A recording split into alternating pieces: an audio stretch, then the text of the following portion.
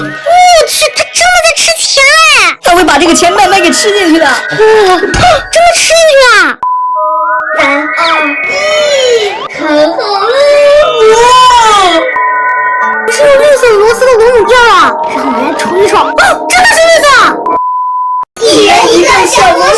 今天我要表演的是预言术，我的螺丝可以预言出即将发生的事情。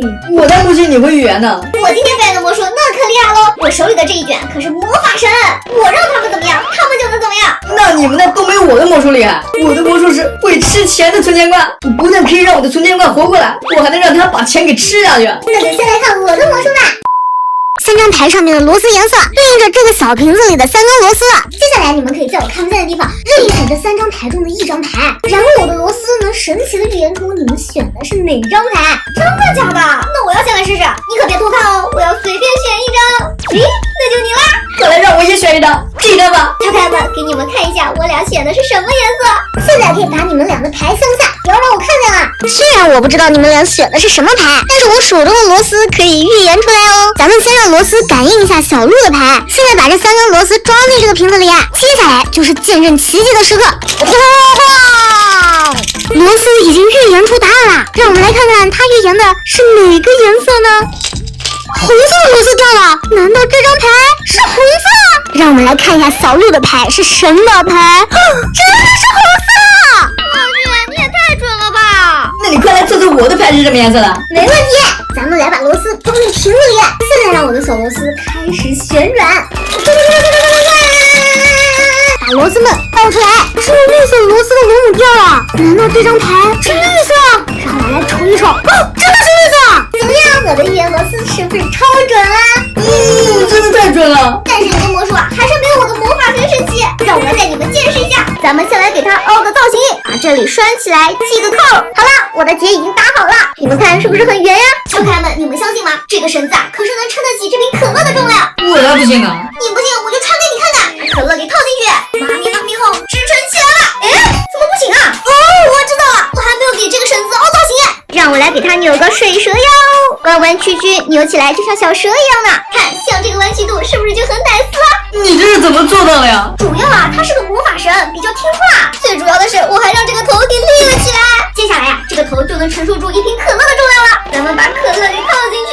小伙伴们，见证奇迹的时刻到了！3、2、1，看好了！哇，它可以承受的重量已经是它自身的好几倍了。要不是亲眼所见，我根本不相信。一根绳子竟然能变成大力士了，这也太诡异了吧！更诡异的是我这个吃钱存钱罐，为了能让它承诺别人吃钱，你们俩得先给我捐点钱。我只有1块，我把我的5块钱都给你了。接下来我要换你这个吃钱存钱罐了。妈咪哄，它怎么一点反应都没有啊？只要把钱放在他的嘴里，他就会有反应了。不信你们看。我去，他真的在吃钱哎！他会把这个钱慢慢给吃进去的。哇，真的吃进去了！我的钱！他每次吃钱都要吃很多，不然他就会生气。那他生气会怎么样啊？他生气的话就会吃更多的钱，只能不停的喂他了。接下来就是魔术解密时间了，那我先来解密。其实啊，我的魔术非常简单，大家仔细观察这3张牌的背面，然后你就会发现这张牌的背面只有1个亮点，而这张牌呢有2个亮点，这张牌则有3个亮点。这个呢就是用来区分红黄绿的标志啦。当我看到牌的背面，我就知道你们俩选的是什么牌。螺丝是怎么拧开的呢？这也是我耍了一点小把戏在里面。其实啊，把螺丝放进瓶中的时候啊，我做了一点小手脚。比如刚才小鹿选的是红色的螺丝，黄色和绿色的螺丝头朝上放进去，红色的螺丝头朝下放进瓶中，再顺时针晃一晃，这样自然而然红色的螺丝头就会被晃下来了，然后倒出来的时候就好像是它预言到了一样。我来解密了，我的魔术啊也非常非常的简单，因为我从头到尾用的都是2根不同的绳子，我只是趁你们不注意的时候掉断了而已。搞了半天，原来你是替换了呀？谁让我手速快呢？其实我的压根就不是魔术，它只是个会吃钱的玩具而已。只要我按到后面的开关，它的嘴巴就会一直动了，看起来就像是会吃钱一样。搞了半天，你这就是个玩具呀？那我们的钱呢？我不知道。